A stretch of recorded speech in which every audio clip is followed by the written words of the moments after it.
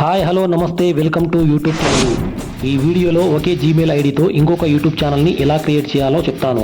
ఛానల్ని సబ్స్క్రైబ్ చేసి వీడియోని స్కిప్ చేయకుండా చివరి వరకు చూడండి. ఒకే జీమెయిల్ ఐడితో ఎన్ని యూట్యూబ్ ఛానల్ అయినా ఓపెన్ చేసుకోవచ్చు, కానీ కొన్ని జాగ్రత్తలు తీసుకోవాల్సి ఉంటుంది. నెక్స్ట్ వీడియోలో దీని గురించి చెప్తాను. యూట్యూబ్ని ఓపెన్ చేసి చివరన ఉన్న యూ బటన్పై క్లిక్ చేస్తే మీ యొక్క యూట్యూబ్ ఛానల్ డీటెయిల్స్ కనిపిస్తాయి.